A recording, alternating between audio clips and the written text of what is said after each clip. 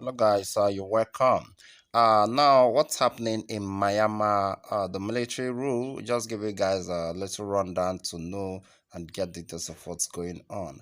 After the election in 1960, UNU formed a civilian government. However, it made the situation worse, which led to the coup on March 2nd, 1962, under the supervision of General Ne Win.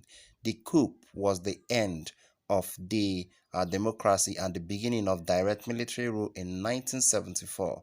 The country was shaped into a one-party socialist state until 1988, Burmese way to socialism, 1962 to 1988, is characterized by isolation, total terrorism, superstition, xenophobia, and xenophobia.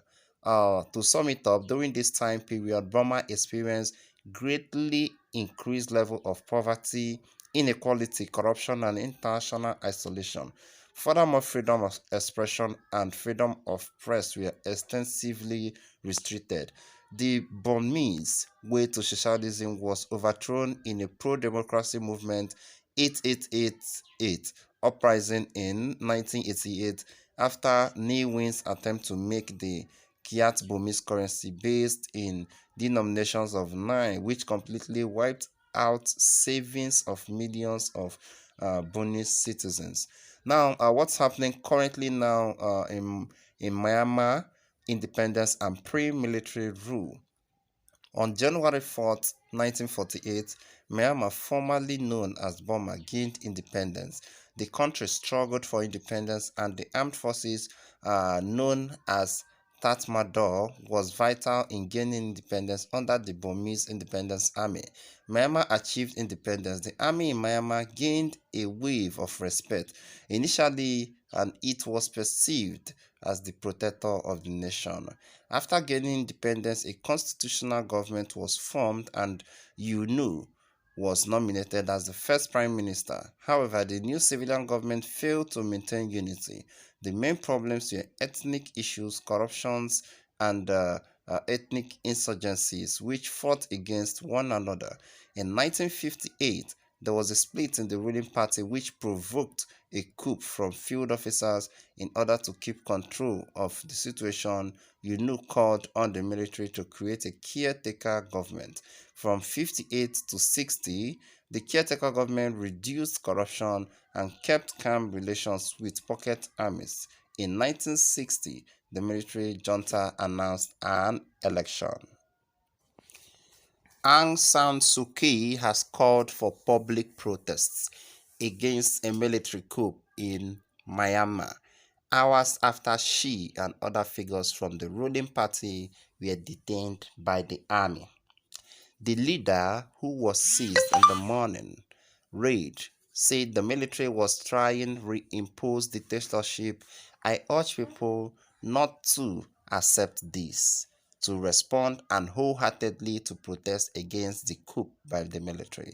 A statement released in her name said, military television announced on Monday morning that the army had taken control of the country for 1 year, with power handed to Commander-in-Chief General Min Aung Hlaing. It said the army had declared a state of emergency and had detained senior government leaders in response to fraud during last year's general election. Phone and mobile internet services in Yangon were down on Monday morning, and military trucks, one carrying barbed wires barriers, were parked outside City Hall.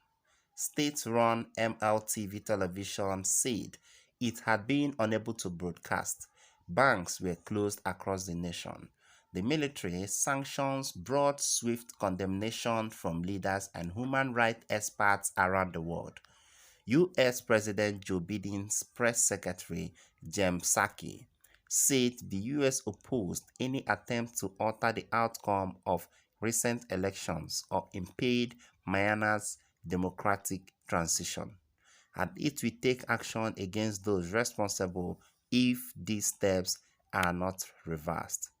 U.S. Secretary of State Antony Blinken also called for the release Aung San Suu and other detainees.